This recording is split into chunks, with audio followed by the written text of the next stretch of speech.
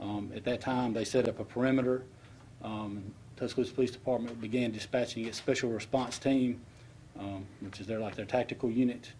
While that was in progress, the subject opened the door, aiming a rifle directly at a police officer, and multiple officers opened fire and struck the subject several times. Aid was rendered to him. He was transported to the hospital in critical condition. He's still currently being treated at the hospital in critical condition. As this involved officers with the Tuscaloosa Police Department, the Violent Crimes Unit was called out to assume the investigation, and all investigators and supervisors involved in this investigation are not affiliated with the Tuscaloosa Police Department. This investigation has been ongoing since last night around 3 a.m. It is still ongoing at this time.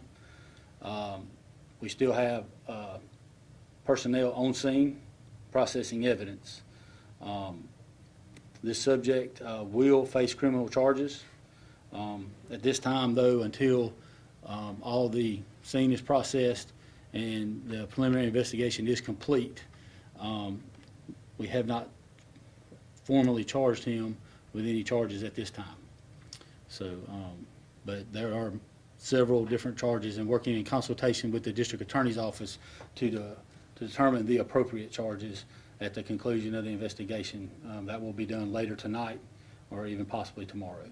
So, are you able to identify the suspect? I am not going to identify him until he is formally charged. Any word on whether the suspect was intoxicated at the time? I know you said he was leaving the bar.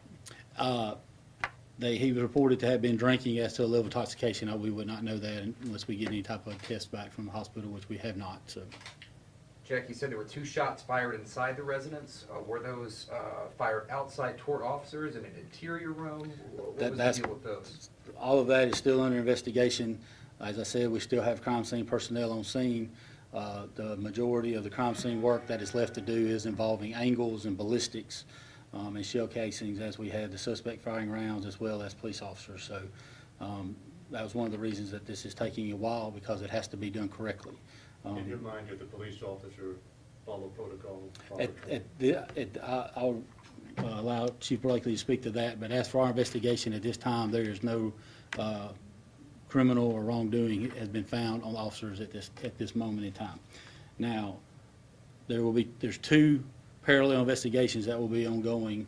It's a protocol that we do here in Tuscaloosa County. So one at this time is the criminal investigation, because we do believe we have probable cause of criminal acts from this subject. Okay, so we have a criminal investigation going on into his actions. There will also be a separate officer-involved investigation that runs parallel to that, and I think that will also be presented as a separate case to a grand jury to evaluate.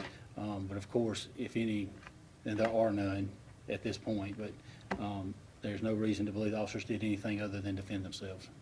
Do we happen to know if this is the first time this suspect has been involved with law enforcement? He's not originally from our area. He'd only been in Tuscaloosa for a short period of time. He did have a minor criminal record from another state, but nothing to this magnitude. How old is he? He's 29 years of age, white male.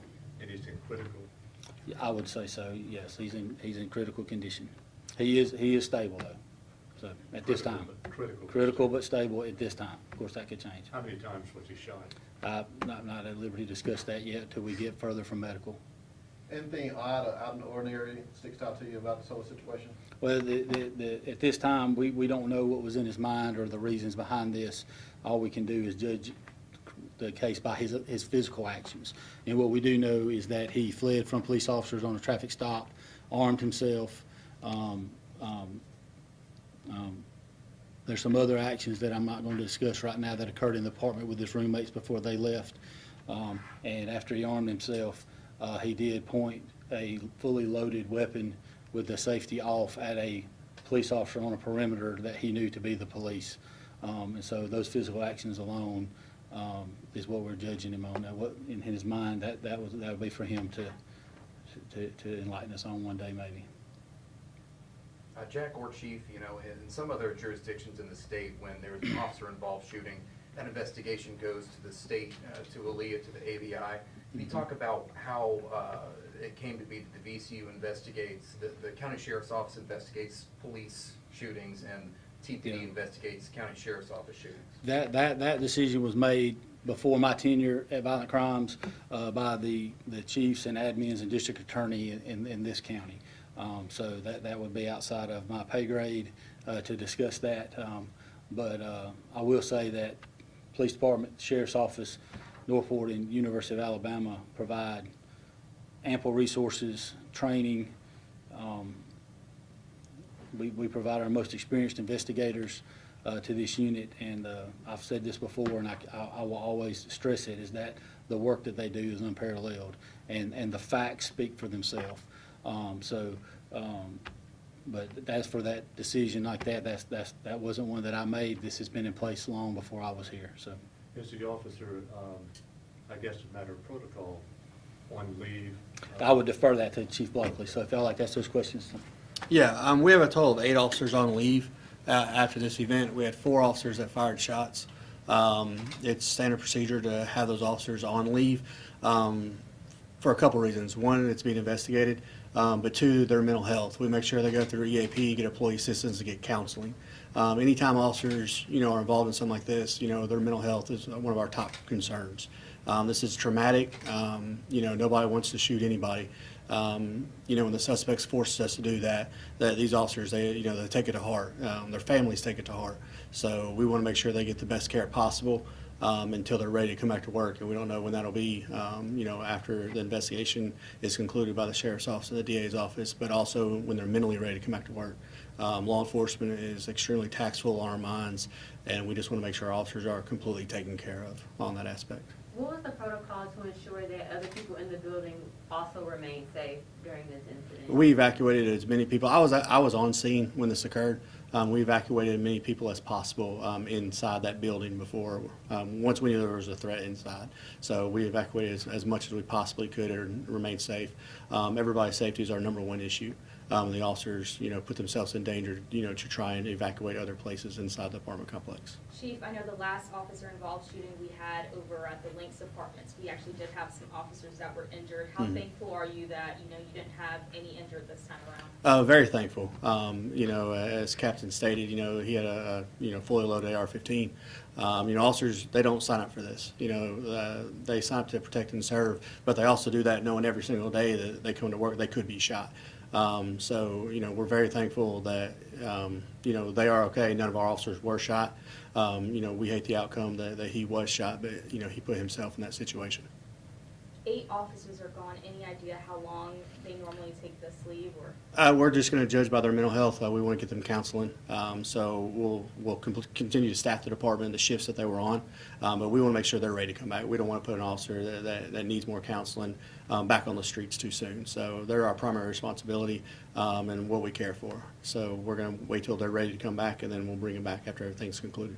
We've had 4 shootings here in Tuscaloosa in a month alone. Just what message do you give to people here in our community about, gun violence and putting those guns down? We definitely want the gun violence to stop. This is the outcome that we had a suspect shot is the last thing that we want.